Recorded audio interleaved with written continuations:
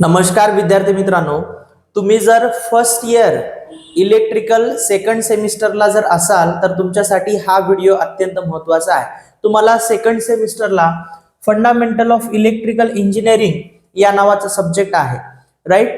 त्याला शॉर्टकट मध्ये आपण FEE म्हणतो। FEE चा फुल form fundamental of electrical engineering आणि त्याचा जो सब्जेक्ट कोड आहे तो आहे 312310, राईट, 312-310। तर आपण या सब्जेक्टचे IMP क्वेश्चन्स बघणार आहोत। आता मी तुम्हाला युनिट वाइज IMP क्वेश्चन्स देणार आहे आणि ते अतिशय महत्त्वाचे क्वेश्चन्स देणार आहे, जेणेकरून तुम्हाला ते प्रश्न एक्झाम मध्ये येणार आहेत। तर विद्यार्थी मित्रांनो, तुमचा FEE चा अभ्यास झाला असेल किंवा झाला नसेल, किंवा FEE मध्ये तुम्हाला हायेस्ट स्कोर करायचा असेल तर हे IMP क्वेश्चन्स नक्की करून जा। याचा बेनिफिट तुम्हाला 101% फायनल एक्झाम मध्ये होणार आहे। तर युनिट वाइज मी तुम्हाला IMP क्वेश्चन्स देणार आहे। तर वन बाय वन आपण ह्या FEE चे IMP क्वेश्चन्स बघूया। तर सगळ्यात पहिल्यांदा आपण युनिट नंबर 1 चे IMP क्वेश्चन्स बघूया, त्यानंतर युनिट 2, त्यानंतर युनिट 3, त्यानंतर युनिट 4, त्यानंतर युनिट 5, असे आपण IMP क्वेश्चन्स युनिट वाइज बघणार आहोत। तर युनिट नंबर 1, फर्स्ट युनिट नंबरचं नाव तुम्हा सगळ्यांना आठवतच असेल। युनिटचं नाव आहे बेसिक इलेक्ट्रिकल पॅरामीटर्स। हा जर युनिट आपण बघितलं तर बघा, जवळपास हा जो पहिला युनिट आहे तुम्हाला फायनल बोर्डाच्या पेपरमध्ये 16 ते 20 मार्क्ससाठी हा फर्स्ट युनिट येऊ शकतो आणि त्यावरती कसे प्रश्न येतात ते आपण बघणार आहोत। तर question number 1, define the potential difference, state its unit, हा प्रश्न तुम्हाला 2 मार्क्ससाठी येऊ शकतो। त्यानंतर आता पोटेन्शियल डिफरन्स आणि युनिट, किती सिंपल क्वेश्चन आहे, तुम्ही एका मिनिटामध्ये 2 मार्क घेऊ शकता। पोटेन्शियल डिफरन्सची या ठिकाणी डेफिनेशन लिहायची आहे। पोटेन्शियल म्हणजे काय रे? Voltage, right. व्होल्टेजचं युनिट सुद्धा व्होल्टच आहे आणि पोटेन्शियल डिफरन्सचं युनिट सुद्धा व्होल्टच आहे। युनिट सुद्धा या ठिकाणी विचारलेला आहे, राईट। सेकंड प्रश्न बघा, draw the symbol of alternating current and direct current, ठीक आहे। AC आणि DC चा सिम्बॉल विचारलेला आहे। अतिशय सिंपल प्रश्न आहे, राईट। 30 सेकंदामध्ये तुम्ही हे 2 मार्क मिळवू शकता, राईट। एखाद्या वेळेस असाच थोडासा लॉजिकल प्रश्न येतो तुम्हाला, 1-2 क्वेश्चन्स तुम्हाला थोडे चेंज होतील पण ह्याच टाइप मध्ये आणि असेच प्रश्न तुम्हाला असतील, राईट। आणि जे प्रश्न मी तुम्हाला द्यायलो त्या प्रश्नापैकी बरेच प्रश्न तुम्हाला फायनल पेपर मध्ये येणार आहेत। त्यामुळं या प्रश्नांचा तुम्ही अभ्यास केलेला नसेल तर व्यवस्थित प्रश्न लिहून घ्या, त्याचे आन्सर्स व्यवस्थित लिहा। काही अडचण आली मला कमेंट बॉक्स मध्ये कमेंट करा, कुठल्या प्रश्नाचा आन्सर येत नसेल तर मी तुम्हाला त्याचे आन्सर प्रोव्हाइड करतो, ठीक आहे। जेणेकरून तुमचा FEE चा चांगला अभ्यास व्हायला पाहिजे आणि तुम्ही फायनल पेपर मध्ये चांगला स्कोर FEE मध्ये मिळवायला पाहिजे, राईट। तर नेक्स्ट बघा, state the factors which effect temperature on resistance, हा प्रश्न दर वेळेसच्या पेपरमध्ये आहे, ठीक आहे। आतापर्यंत जेवढेही FEE चे पेपर झालेले आहेत त्या सर्व पेपरमध्ये हा प्रश्न तुम्हाला बघायला मिळणार आहे, म्हणून हा VVIMP प्रश्न आहे, राईट। त्यामुळं याचा अभ्यास तुम्ही केला नसेल तर करून घ्या, प्रश्न लिहून घ्या, त्याचा आन्सर लिहा।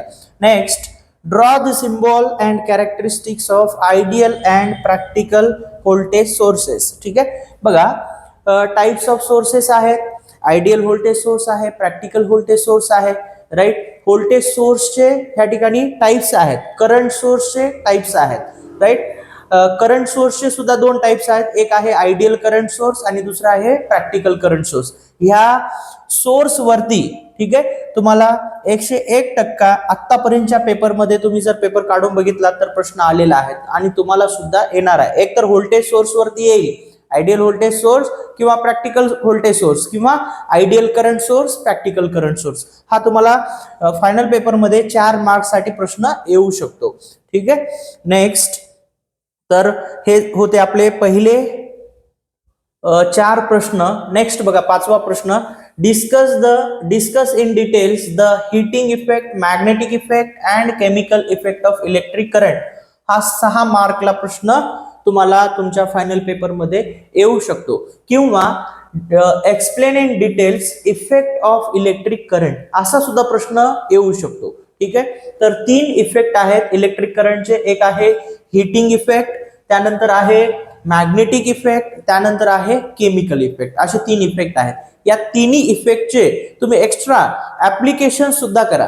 ठीक आहे, ह्या तिन्ही इफेक्टचे ऍप्लिकेशन कधी कधी क्वेश्चन काय येतो, explain heating effect and state their applications असा प्रश्न येतो, किंवा explain magnetic effect and state their applications, किंवा explain chemical effect and state their applications असा प्रश्न तुम्हाला 4 मार्कसाठी येऊ शकतो. हे तिन्ही इफेक्ट यामध्ये विचारलेला आहे. 6 मार्कला प्रश्न हा आलेला आहे. राईट, तर हा तर प्रश्न तुम्हाला 101% फायनल पेपर मध्ये बघायला मिळणार आहे. एकतर 6 मार्कला तुम्हाला बघायला मिळेल किंवा 4 मार्कला बघायला मिळेल. राईट, तर नेक्स्ट बघा, define resistance and resistivity and state their unit. तर हा प्रश्न तुम्हाला बघा 4 मार्कला आलेला आहे. रेजिस्टन्सची डेफिनेशन लिहायची, रेजिस्टिव्हिटीची डेफिनेशन लिहायची, रेजिस्टिव्हिटीचा फॉर्म्युला लिहा, रेजिस्टन्सचं युनिट लिहा. रेजिस्टन्सचं युनिट काय आहे, ओहम. रेजिस्टिव्हिटीचं युनिट तुम्ही मला कमेंट बॉक्समध्ये कमेंट करून सांगा. राईट, त्याचा फॉर्म्युला आणि युनिट लिहायचा आहे. 2 डेफिनेशन्स आहेत, त्या दोघांचे 2 युनिट्स लिहायचे आहेत. 4 मार्कला प्रश्न तुम्हाला फायनल पेपरमध्ये हा येऊ शकतो. राईट, तर विद्यार्थी मित्रांनो, जर तुम्हाला व्हिडिओ आवडला असेल तर नक्की लाईक करा, आणि आपल्या YouTube चॅनलला अजूनही तुम्ही सबस्क्राईब केलं नसेल तर लगेच सबस्क्राईब करून घ्या, जेणेकरून जे काही पॉलिटेक्निक रिलेटेड अपडेट्स आहेत ते आपल्या YouTube चॅनलवरती मिळत जातील. सध्या तुमची एक्झाम जवळ आलेली आहे. एक्झाम रिलेटेड IMP क्वेश्चन्स असू द्या, किंवा जे काही चेंजेस जे आहेत MSBTचे, ते आपण आपल्या YouTube चॅनलच्या माध्यमातून मी तुमच्यापर्यंत पोहोचण्याचा प्रयत्न करत असतो. आणि आपल्या ह्या व्हिडिओच्या डिस्क्रिप्शन मध्ये व्हॉट्सअप ग्रुपची लिंक दिलेली आहे, टेलिग्राम ग्रुपची लिंक दिलेली आहे. त्या दोन्ही लिंकवरती क्लिक करून दोन्ही ग्रुप जॉईन करून घ्या. कधी कधी व्हिडिओ बनवणं पॉसिबल नाही झालं तर आपण ते PDF फॉर्म मध्ये ग्रुपवरती आपण डेटा जो आहे तो प्रोव्हाइड करत असतो, जेणेकरून तुम्ही ग्रुपमध्ये असाल तर तो तुम्हाला डेटा जो आहे तो मिळेल.